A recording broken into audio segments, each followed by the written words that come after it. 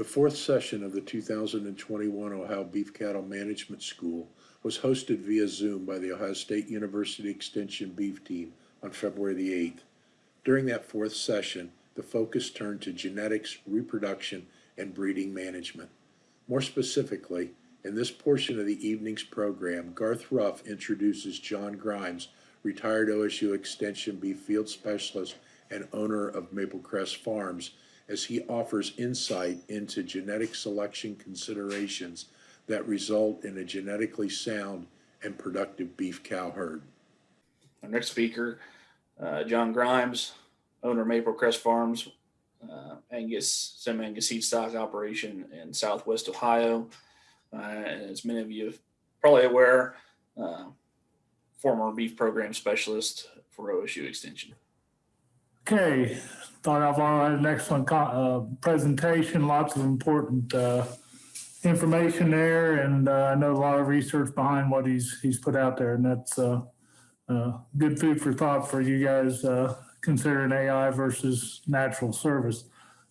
Shift gears a little bit for the rest of the program tonight, and Garth asked me to talk about breeding for cow longevity, and this is a topic that's getting more interest from the different breed associations, looking at ways we can help use commercial producers to identify differences in bloodlines and things like that as far as longevity. And, you know, I guess first of all, before we go too far, we better think about defining longevity. And it's pretty straightforward, as you would expect. The length of time that a cow remains in the herd is obviously the primary measure of longevity. It is extremely economically important, and we'll go into that in a little more detail. But as you guys well know, there's a lot of expense in developing a female or purchasing a female to add to the herd. So we need to get as many calves out of that female as possible to make it worthwhile and give you a chance for profit. And there are certainly genetic differences between breeds, within breeds, and there's no question research has shown that the crossbred cow has an advantage from hybrid vigor that impacts longevity. And another simple way of looking at longevity is, you know, it's simply the absence of problems. Now, those of you who are sports fans sure saw a prime example of longevity last night with Tom Brady. I don't think anybody could expect a normal quarterback to be playing at 43 years of age, just like you maybe not count on a cow lasting to 12, 14, 15 years, you know. So we saw a real world example of that in the sports world last night. So, you know, this is a little bit tongue in cheek, this slide, but, you know, we look at why do cows leave the herd? And I think we all can think of different reasons why, but these are a few that came to mind. You know, I've joked about this over the years. You know, sometimes in this herd, when animals are on a name basis instead of a tag number, they get harder to sell. And sometimes show heifers are fit in that category, and or 4-H projects or whatever. But it is, we all have favorites, you know, whether you've been in the show ring or it's out in the pasture, we all have favorite cows, and sometimes we make excuses for them. So that sometimes can get us in trouble, especially with reproduction. The older I get, disposition becomes more important. And those cows that are a bit destructive or harder to handle, that's an issue. And I value disposition more every day as I get older. An area that we're starting to see more emphasis and concentration on is feet. And I don't know that anybody likes to have a hoof trimmer out. In fact, there's just not a lot of them out there. There's probably more guys that do dairy cattle, but as far as getting a cow up to trim her feet because she's got an issue, whether it's length of hoof or screw toe or something like that, we'll talk about that and looking at feet structure as we go along.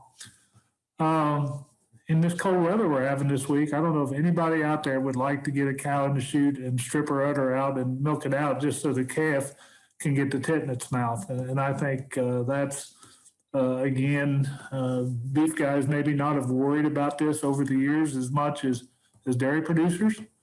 But as I get older and it's harder to get on the ground and do that kind of a task, I certainly don't enjoy that. And I think we need to pay attention to udder structure and teat size quite a bit more than we probably do.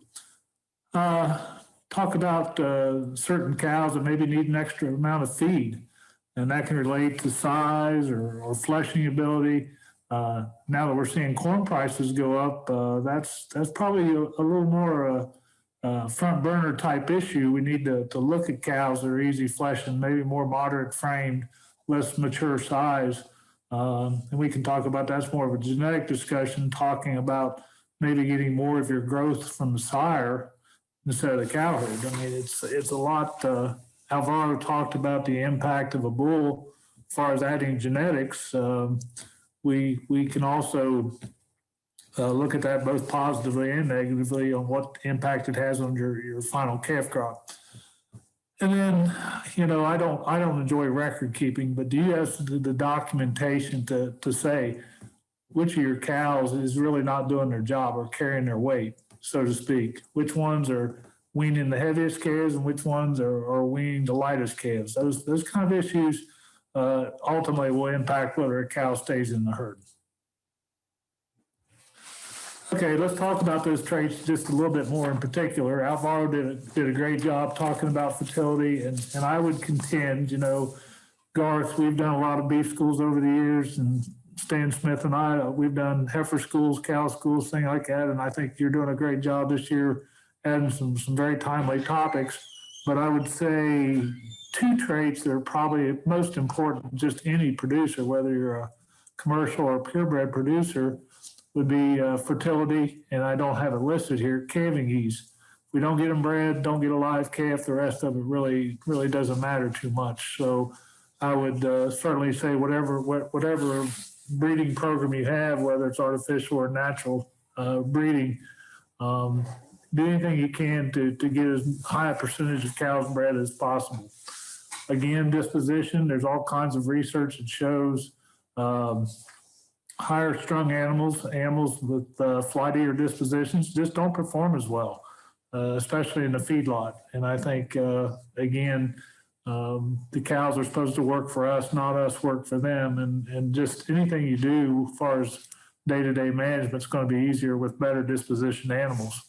If we're going to have a cow stay in the herd for many years, depends on what your goal is, what you think is a useful lifetime. But if you want to get her to say 8 to 10 years of age, they definitely have to be sound on their feet and legs.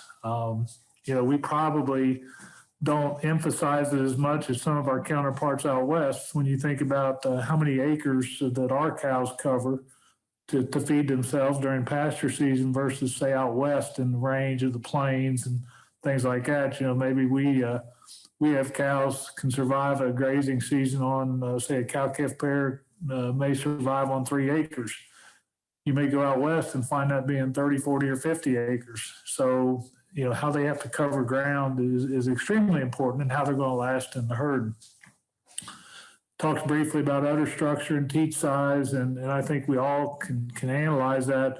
And I've got a fact sheet that will show, it may not show up really well, but there are pieces of information out there that can help you analyze udder structure and teat size.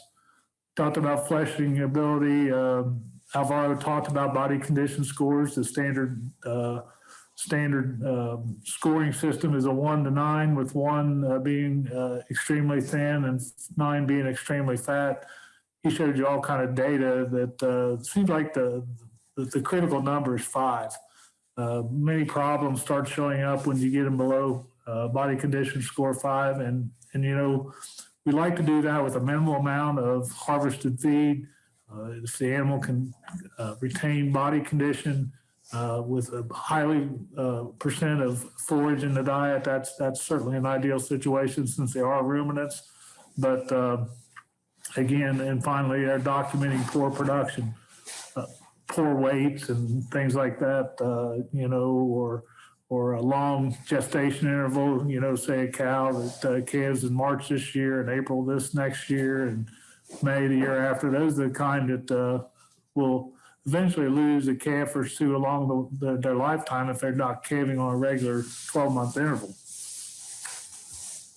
Okay, so the challenge here is whether you're raising purebred or commercial cattle is, especially if you're raising your own replacement females, identifying which calves you want to put back in the herd. So, you look at a fancy heifer calf, and generally we are drawn to the bigger, fleshier calves at weaning, the ones we want to put back in the herd.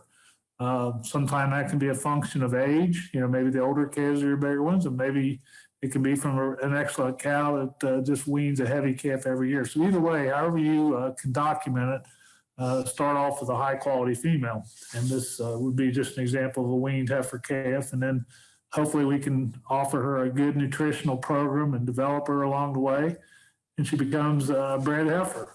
I talked about different systems to get them bred. To me, an economic goal to shoot for is get these heifers bred at such an age they can calve at or near 24 months of age. There's lots of data that talks about a properly developed female in those body conditions we talked about.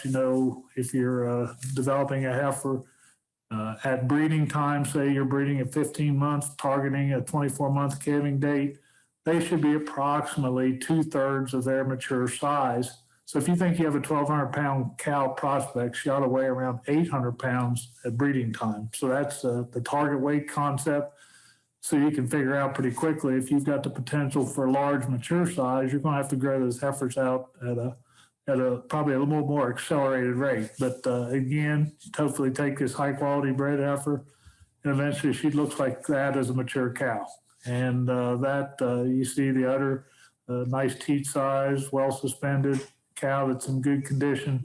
I think anybody would say that's a reasonable goal to try to achieve. Okay, this presentation, we're going to talk about, as far as breeding for longevity, we're going to talk about using genetic indicators or EPDs along with aggressive herd management. I think, you can't do it all by one way or the other. You need to use all the tools available. And EPDs certainly can help, and there's more information coming out in that regard, and we can talk about that. And this is a slide that just shows what goes into EPDs. Every breed has got them. Some have more than others. There's some breeds that have upwards towards over 20 EPDs, depending on the different breeds. But basically, the information that goes into an EPD is the animal's pedigree, what's their genetic heritage from their sire to the dam, what was their actual performance, how does their progeny perform if you get to that point. If you're looking at, say, an AI book and looking at mature bulls, how much progeny is in the database. And then in the last decade, we've added genomics, DNA tests to help document what is truly in that animal's genetic makeup. So this is quite a bit of information. We talked about what some of the things genomics has enabled us to do. It gives us higher accuracies on various traits. Just depends on the trait, but some traits are more highly heritable than others, so we get what they call progeny equivalents. Maybe a DNA test for weaning weight would be the same as that cow having 15 calves. So that information is pretty valuable. These tests have gotten cheaper over time. It's just like computer technology. The longer it's out, you get a little more bang for your buck, so to speak. So that can be part of a discussion when you talk about buying females to add to the herd or the herd bull you're going to use in your own particular herd. The challenge here with this is a lot of these traits we're talking about for longevity, whether it's feet or udder structure, things like that, depending on the breed, there just isn't as much information from progeny in the database as we would see on a trait such as weaning weight or yearling weight or birth weight.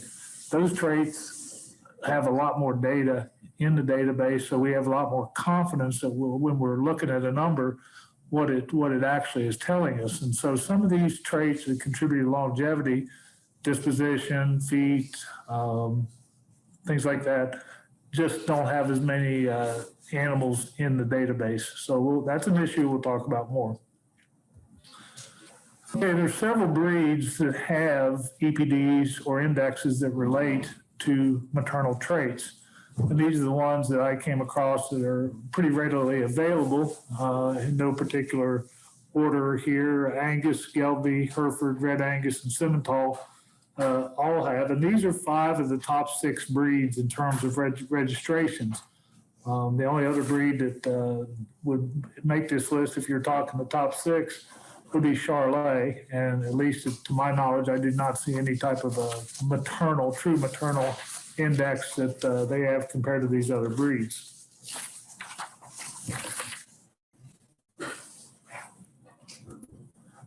These breeds we mentioned have lots of EPDs, multiple EPDs, which you as a buyer of genetics can make your decision pretty difficult. A lot of data sometimes contributes to confusion. And so a lot of the breeds have come up with what they call selection indexes to try to simplify this task.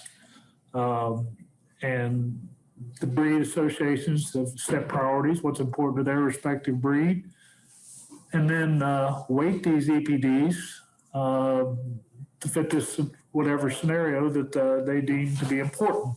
So we'll talk about those in just a little more detail. Some of these EPDs, certain traits are worth more value. Breeds have both maternal and terminal indexes. So obviously a terminal index would look at the value of the end product, such as marbling, ribeye, fat, things like that, would probably be much more prioritized in a terminal index, whereas a maternal index would be looking at calving ease, mature size, things like that would interest you more as you evaluate cows.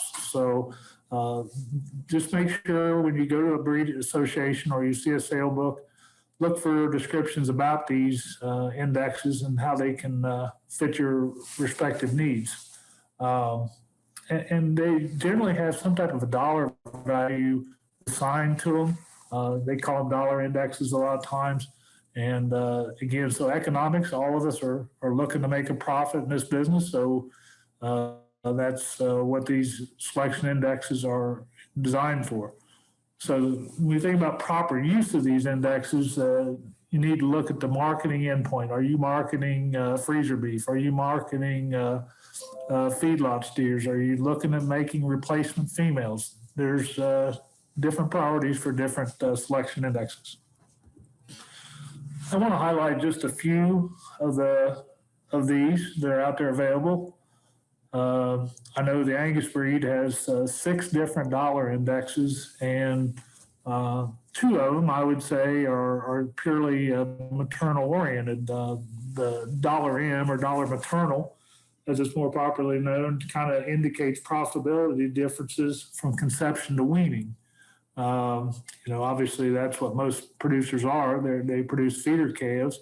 So that's the priority with this issue, is looking at the cow's performance from conception through weaning. So breeding data, calving ease information, things like that go into that number.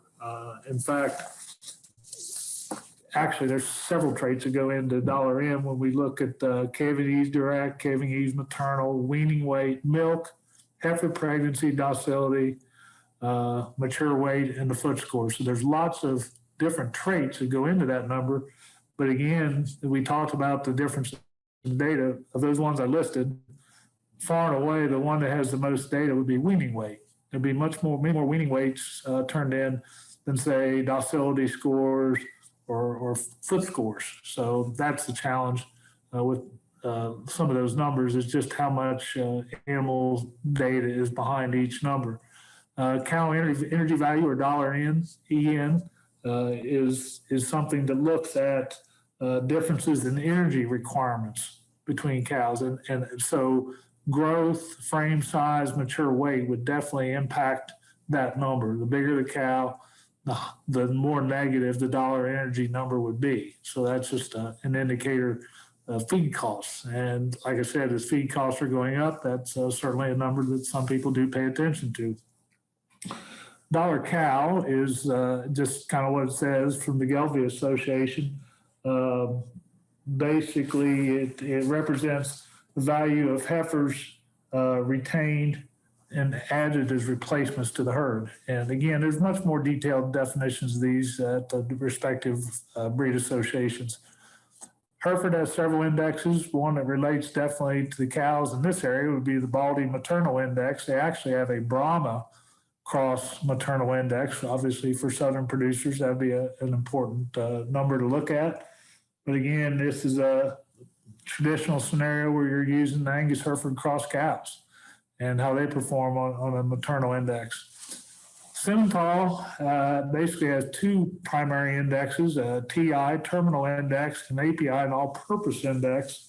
And this is basically for evaluating sires used on the entire herd. Some of the females retained for replacements and some fed out. So it's kind of a combination index, just like it says, all-purpose index. So these are just a few that you can look at on a registration paper or at a breed association database that may help you simplify the selection process when you're looking at various maternal traits. Again, lots of different EPDs out there, and it can be a challenge. This slide just represents, in this particular case, the bottom of an Angus pedigree. The top part would be the actual pedigree, ancestry, and this is where the data is. And you can see just how many different EPDs there are across there. And we've got what they call production EPDs, maternal EPDs, and management EPDs. So you can see under management is docility, and the 2 foot scores, claw and angle. And we'll show a graphic of that here momentarily. Got the carcass EPDs and then the dollar values. And just with this particular breed, I would tell you, if you look at the top line where it says production and maternal, each box you'll see a variety of numbers, 3 or 4 numbers. The first number, the top, you see like plus 10 for CED, plus 1.5 for birth weight. That's the actual EPD.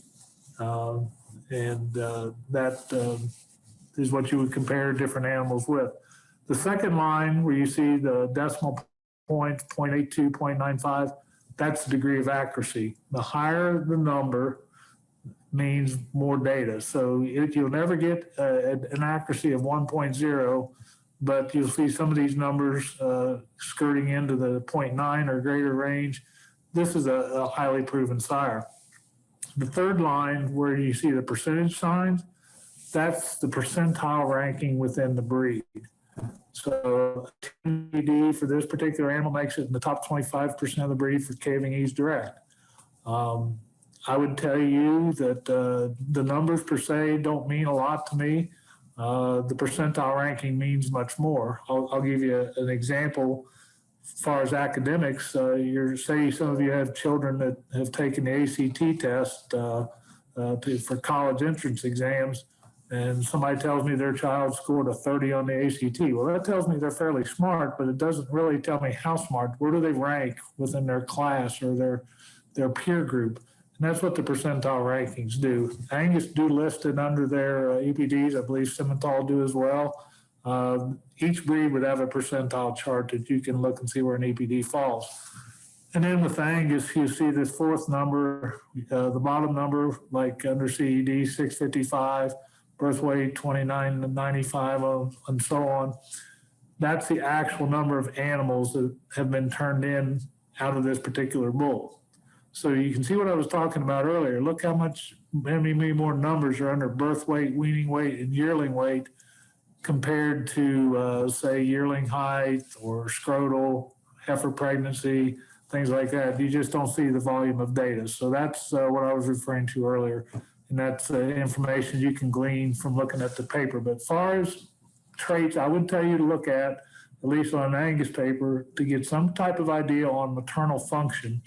Heifer pregnancy, HP, calving ease maternal, which is CEM, maternal milk or milk, mature weight, MW, mature height, MH, Docility, again, docility would be a number that wouldn't tell me a lot. Is 22 tame or crazy? Well, it's in the top 25 percentile, so it tells me it's on the tame side. So that's, again, using those percentiles.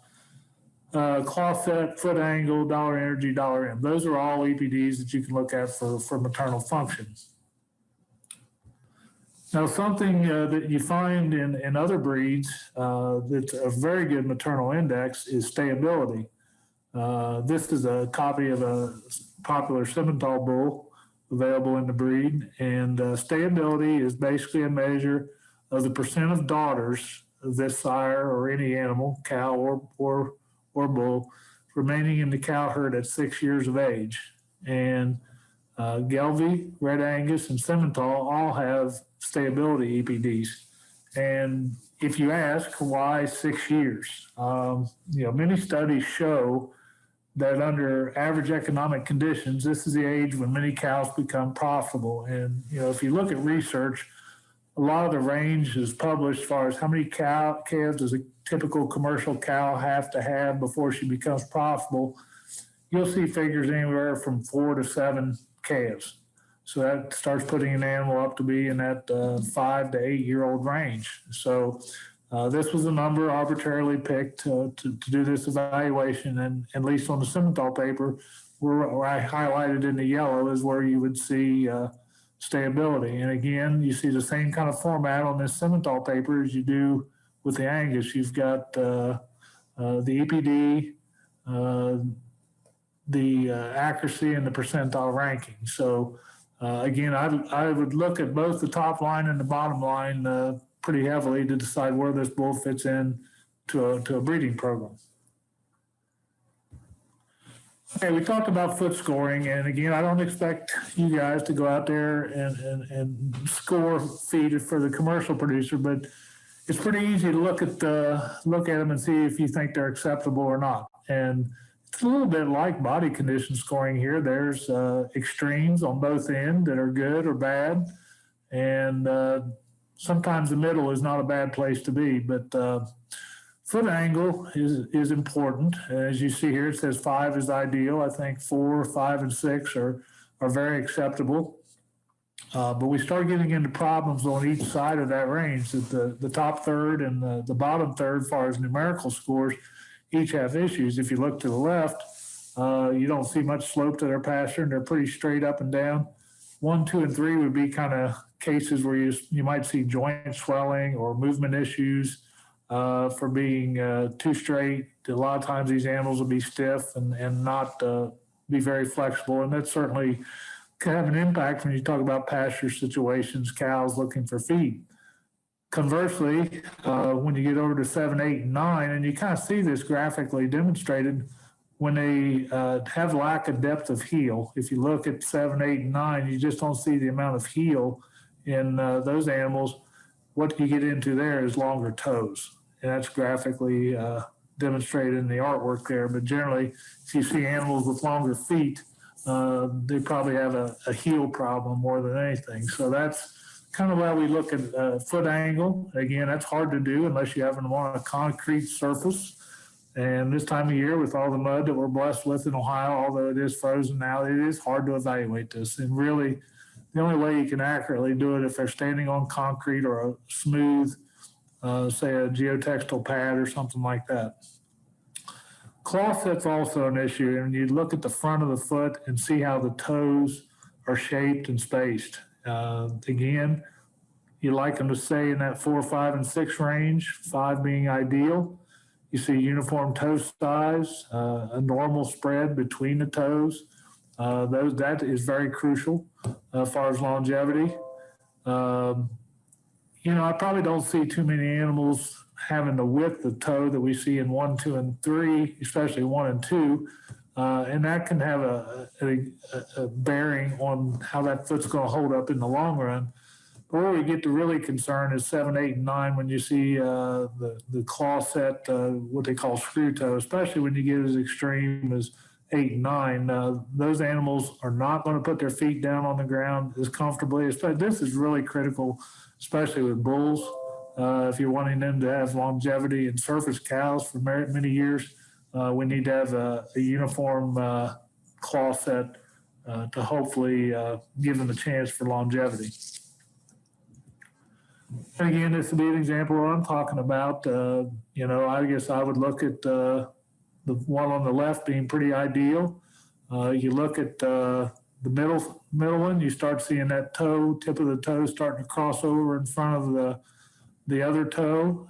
That's certainly not ideal.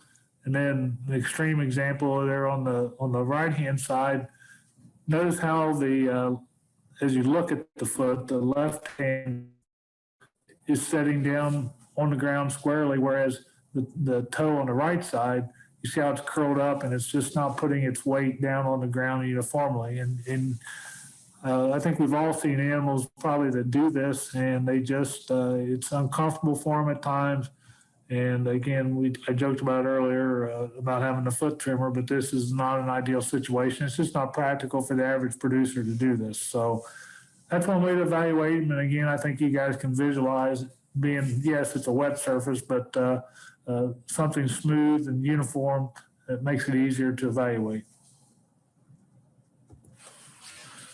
I know this one's going to be hard to see, but this is a fact sheet from the Hereford Association that actually an Ohio native had quite a bit to do with this fact sheet. Heather Bradford, part of her, I'm not sure if it was her master's or her doctorate thesis, was on udder scoring for the Hereford breed. Her family breeds Herefords in west central Ohio, and really a bright young lady that did a lot of work on the research of this. But if you look at again, the number scoring system, 1 through 9, and I think it's interesting over the years, a lot of the breeds that have come up with these new EPDs or scoring systems did it to address a problem. And I think over the years, Herefords have done a good job of addressing some of the other issues they had. I know docility EPDs, I think the first breed that I remember had a docility EPD was limousines. Several breeds have them now. So I'll give credit to those different breed associations for trying to address problems that you as a commercial breeder need to avoid. But again, I don't know how easy you can see it on your computer screen, but 9 being extremely tight suspended udders, small teat size, and there is such a thing as getting teats too small. A newborn calf that's struggling to get up and find the udder and get that colostrum in its belly, you want them to be able to attach to the teat. And so just like anything, we can go to too far extremes, whether they're too large or too small. And that's what this fact sheet is. This is the Hereford Association. You can log onto their website and download this. But I think as you get down to the bottom, the 1s through the 3s, you start seeing some real issues as far as what they call pendulous udders, kind of broken down, poor udder structure, spacing of the teats, size of the teats. Those are issues, especially in this colder weather, we certainly don't like to deal with. But again, that's a good reference tool if you want to kind of evaluate where your cows are in terms of udder structure. Okay, so as we move on with this presentation, so why is longevity important? To me, it is one of the most economically important traits of the beef cow. When a cow leaves the herd for whatever reason, we joked about some of those silly examples at the beginning, it does represent a significant cost to your operation. The ultimate expense, the bottom line loss is the difference between the salvage value and what it costs to replace her. Whether you raise them or buy it, there is a cost associated with that. And I would contend that commercial and the seed stock sectors probably look at this a little different. The commercial producer, obviously, longevity is very important. You need that cow to be have a long and productive life. We talked about STAYABILITY EPD being at 6 years of age. She's had at least 5 calves for you. One of the most expensive things I know could happen on the farm is whether you buy or raise your replacement heifers. And Alvaro talked about conception rates and body condition, but if you get all the trouble of raising that 2-year-old, wean the first calf, and she comes up open, I can't really think of anything a whole lot more expensive that you would do in your breeding operation on the farm. So we need to get those females bred, and whether it's through nutrition or the genetic merit or the quality of the female, there's different ways to attack that issue. Now, seed stock producers do value longevity, but it's a little different standard because the older the cow gets, and we've talked about EPDs, a lot of times those EPDs don't keep up with their daughters and granddaughters. So sometimes beef producers are marketing those cows maybe at an earlier age than you would as a commercial producer. So there's a little bit of give and take there and how it's prioritized, but I don't know of any producer that expects a cow to not have several calves over their lifetime. It's just whether we have enough data to measure it from a seed stock perspective, because a lot of times those cows are moved along before they get quote unquote out of date as far as their EPD. So there's a little dynamic going on there that differs between the two segments of the breeding population. You know, I don't care how you add them to the herd, whether you raise them or buy them, they are an expense. And I would contend, and Stan, I can see you shaking your head. I know we've had these questions over the years in different schools. I don't think the average producer, and sometimes myself included, know the actual total expense of raising replacements within the herd. And it can change from year to year, obviously. Obviously, with feed costs going up this year, it's more expensive than it was going to be last year. But if you go to a lot of different websites and university budgets and things like that, the investment of adding a replacement heifer to the herd until she weans her first calf, so it's not just getting her to calve, but get her to wean that first calf, can easily exceed $2,000. And I can hear some of you saying, well, I don't have to pay that much to buy one, or it doesn't cost me that much to raise it. I would challenge you to sharpen your pencil and look at everything: interest rates, vet costs. You know, how do you buy your feed? Are you buying it in bulk? Or are you buying it in small batches? Those kind of things change budgets. Obviously, the percent open, if you're getting rid of those, adds to the expense. But again, I talked about this earlier. As great of expense as I can think of is finding that female open after she weans her first calf. So that's something I would tell you to monitor, sharpen your pencil, and you might be surprised at some of the answers you find.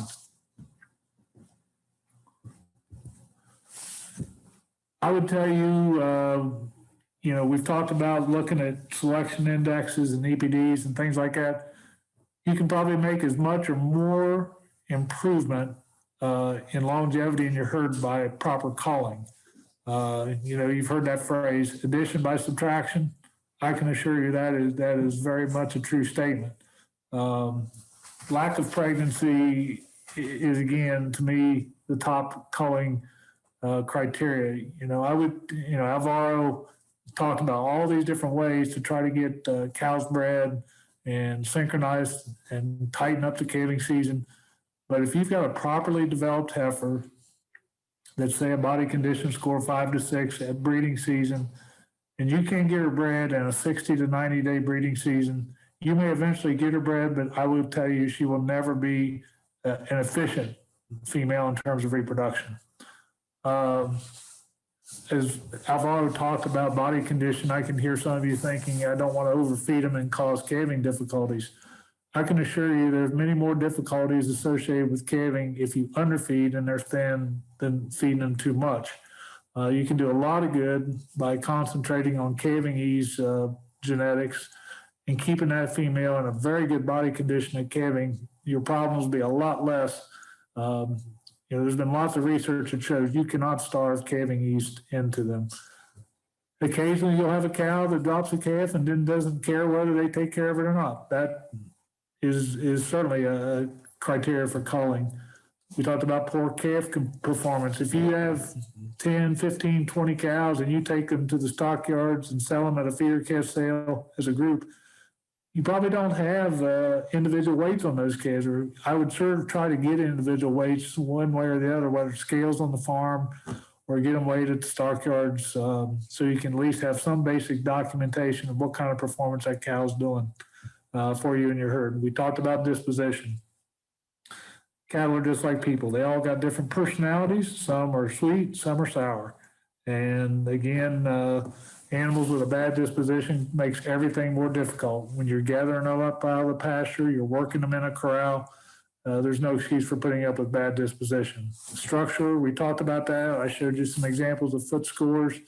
Again, I think it's important in terms of longevity, udder structure, and foot problems. We talked about those in detail. Those are all important culling criteria. Again, as we start to wrap up on this, identify the females that's got the genetics and phenotype that can work in your environment. What works here in Ohio or the Eastern Corn Belt can be completely different than what's the females are needed in the Great Plains or the Upper Midwest. People talk about adding more milk. You need to be careful. If you've got plenty of feed resources, whether it's pasture or harvested feed, you can support more milk. But these guys that run cows on sections of ground out west or government lease ground, they probably don't want nearly as much milk as we do. Again, use those selection indexes and EPDs from the different breed associations. I would contend any bit of information you can use to make an educated decision can be very helpful. Maintain records on your herd, at least calving dates. And if, like I said, if you can get weights, again, if old Bessie is one of those cows that falls back from year to year on calving, you probably don't need to be keeping daughters of her, and she probably doesn't need to stay around as long as some other females. Alvaro showed you, if you want a cow to calve on March 1st every year, from the time she calves to the time you get her bred, you've got 80 to 85 days. That's not very long. Basically, you expect them to cycle back and say by 45 days, but 30 to 45 days, a lot of times you'll see them start to cycle. You basically got 2 tries to get them bred, or 2 extra cycles to get them bred to keep them on schedule. And again, sometimes people know me well enough. I've probably been a hypocrite about this over the years, but do aggressively call poor performers and females with physical problems. And I've used this phrase from time to time. Some of you may have heard me say it. You love your wife, love your kids, don't love your cows. Because if you make excuses for them, they will disappoint you. I want to show this picture. A friend of mine, John Mintz, Hereford field man, accuses me of being colorblind sometimes, but I don't care if his cow's a Hereford or if she's purple with pink polka dots. That's a pretty nice looking female that we'd all be proud to have in our herds. And that should be the goal, nice udder structure, very correct, straight line. Looks like she's easy fleshing. That's a pretty much a win-win situation for both the commercial or the purebred producer. All right, I've got, if anybody's got any questions. John, I think a topic, and I had Alvaro pull some of it out for the sake of time, but you both alluded to it for future programs, probably heifer development. We talk about the cost to raise heifers. I agree with you. If we can't manage those heifers separate from our mature cows, the economics probably look even worse. Well, I know we're limited by size of the herd and facilities and things like that, but really from the time they're weaned, and I would contend until they wean their first calf, you really ought to try to manage the heifers as a separate group. Now, I know that's not always practical. Sometimes during breeding season, maybe we have to merge the cows and the heifers, but again, we know there's a pecking order, and the mature cow is going to beat out a heifer every time for feed resources. So, and then I hear people say, well, there's not good replacement heifers available. I would say you're not looking hard enough. I mean, you're very well familiar with the sale we've done at your dad's facility in Zanesville, the Ohio Cattlemen's. You saw how good quality replacement heifers are available, and they're generally sought out. So I would say, look at both ways, whether it's more economical for you to raise them or purchase them. Question in the Q&A box: what milk EPD on the Angus side of things do you feel is optimum for our environment here in Ohio? Well, like I said earlier, we're generally blessed with adequate feed resources. We get a lot more rain. We can produce forage. Now, it depends on where you're at, whether it's fescue or, say, orchard grass, something like that. There are some differences. But I would say for most breeders in this area, and I don't have the percentile chart here in front of me, but if you would stay in that, say, the 25% to 50th percentile, that would be a pretty good spot. And I think that probably translates to a low mid 20s on milk. I think if you start getting up over 30, you're getting pretty heavy milkers. And, I know a lot of people consider milk a maternal trait, but in actuality, Garth, it's a growth trait because most of the science would tell you that milk is basically an indication of unexplained growth. And when I mean unexplained, what we can attribute to, say, the weaning weight or the yearling weight EPD, but because we're not typically milking beef cows to measure it, although there have been some research studies that have done that. But I would say for an Angus breed, if you're in at least the upper teens to, say, 20 to 30 range, that would suit most situations. Another question here. What type of environmental factors would either limit or contribute to increasing longevity of the cow herd? Well, terrain, obviously, again, just here in Ohio, I don't know that we have anything that I would consider ultra challenging, but if you go out west on lease ground and some of the range out there, it could be a challenge. I would say one of the things around here that we deal with, I know most people curse, is mud. Sometimes injuries happen because of that. Of course, this time of year with ice and things like that, there can be accidents and things like that. But as far as our day-to-day environment, I don't know that anything's too negative. I mean, I would say the biggest frustration I would have on a as far as an annual basis is the amount of mud, heat. Yeah, we have some hot weather. It's not oppressive, but I will say, as far as a forage challenge, fescue can present some challenges as far as endophyte toxicity. It makes a lot of feed. It's got to be properly managed, but it also has some negative effects. So that's a little bit of a rambling answer, but those are some of the things I think provide challenges. Kind of follow up to that. Yep, shade and wind breaks certainly going to help with how the maintenance energy for that cow. How temperature contributes to the maintenance energy and nutrient requirements there. Well, and then hide color. A lot of our commercial population is black of some type of cross. But if you talk about the heat of the summer, what cows are out there grazing? Usually it's a lighter colored cattle. So, if you don't have shade, that might be a consideration for you. I'll open this one up to John, Stan, Dean. I think all of you have experience there in this area. Just a couple tips. We talk a lot about herd size in Ohio, at times being a limitation. What's a couple tips for small herd with regards to getting in and utilizing artificial insemination?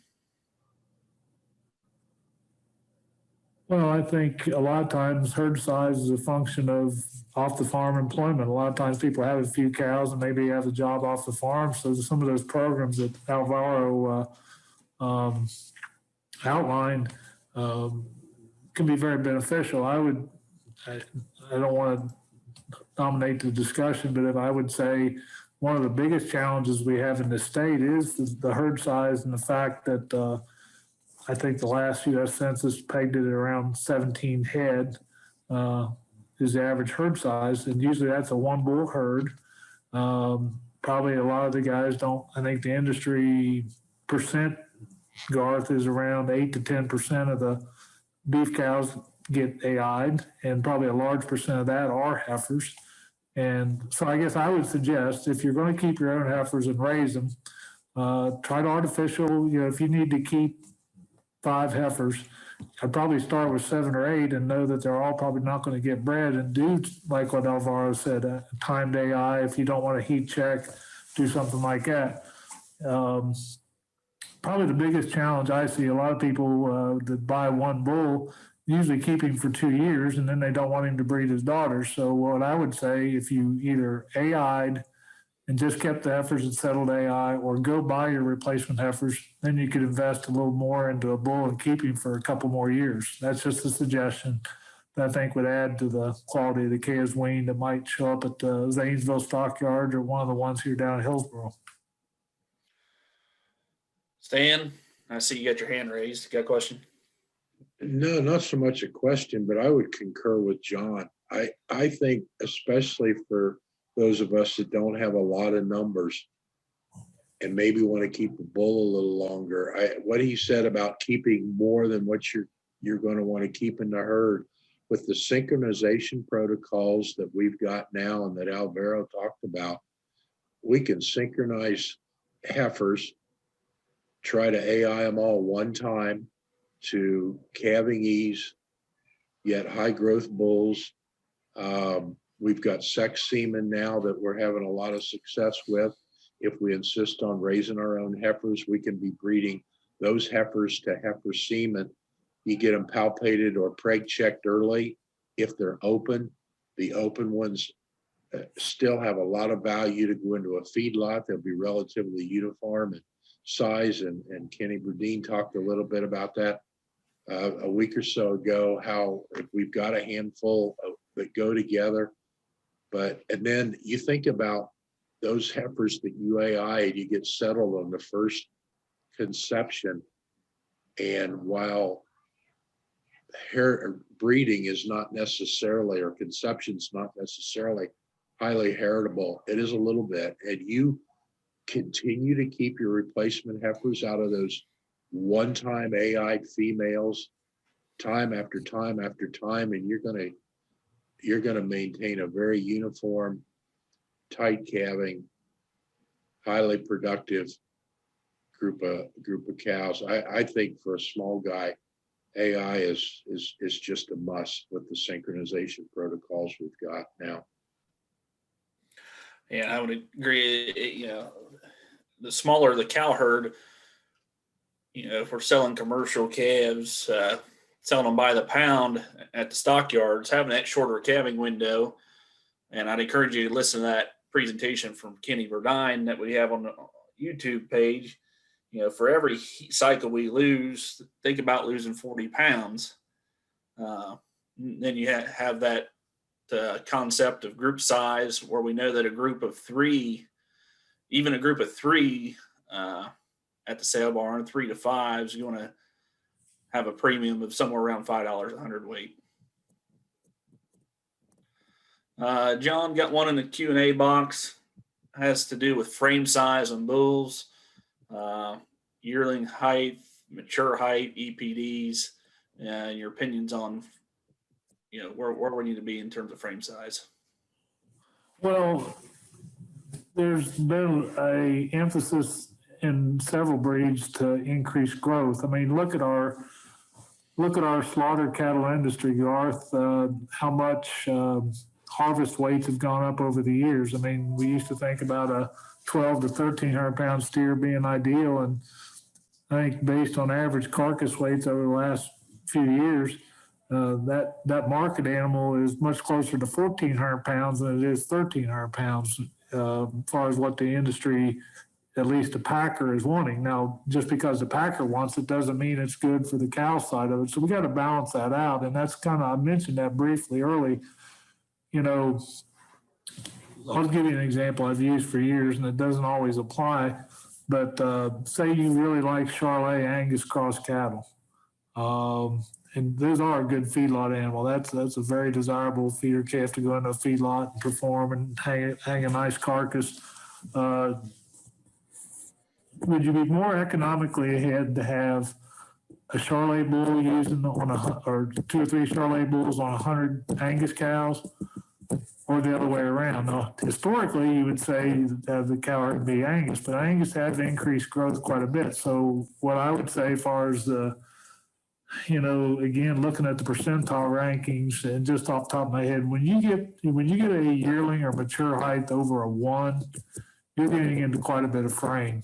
I would say for most purposes, if you were like in a 0.4, 0.5, 0.6 range on height, that would be a moderate to above average size cow. When you start getting over 1, you're going to see generally a correlation with growth. So, those bigger cows, yeah, they can wean bigger calves, but we talked about the concept of what percent of their body weight do they wean as far as an efficiency score.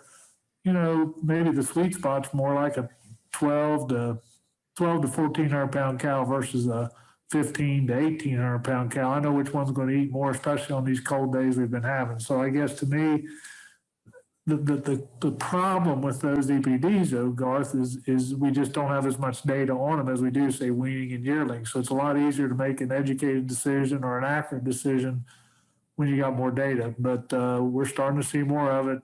But I think mature size, the mature weight, definitely if you're worried about cow size, I'd be paying attention to both the yearling and mature height and mature cow weight. Got more of a repro question here in Q&A box. What's the difference, or is there a difference in conception rates if we're using sex versus conventional semen? It's improved over the years, and I think technology has allowed that to happen because generally with sex semen, we're using a straw that has less volume of sperm cells. And the semen that's been processed generally is damaged to a degree because they use a dye to help when they run it across a laser to see differences between male and female structures. So what I'm saying to you is typically, historically, we've talked about 10 to 15% less conception, but I think that percentage is going down. Today, with some of the modern techniques, it's probably more like 5 to 10%. I'd say historically, and again, I'm just estimating based on the numbers I've seen. It has gotten better, but it's certainly not as accurate or as highly fertile as conventional semen. Q&A box is empty. You got a comment here from Stan, and I know Alvaro had to run. Any thoughts on the new 7-7 sync protocol? I have not done it. The research on it looks very positive. I guess to me, you have to weigh what that extra trip through the chute means to you. Is one more trip through the chute worth to try to gain, say, 5%? I guess to me, you have to value what would go into that decision for me, or if I was looking at somebody else's situation, is their time and their facilities. If working cows is a challenge due to lack of facilities, then you may not want to look at that. But if you've got adequate facilities, I think it's certainly worth consideration for what I've read. Well, gentlemen, that's all the questions I see. Once again, we got 2 more weeks. Next week, we're going to talk about preg checking, breeding soundness exams, and semen handling. And then we'll finish up with some combination of economic and management considerations. Touch on how to add some value to your cull cows. Touched on that briefly this evening. And then some management considerations for feeder calves. So hang in there with us. 2 more weeks. Appreciate your participation thus far.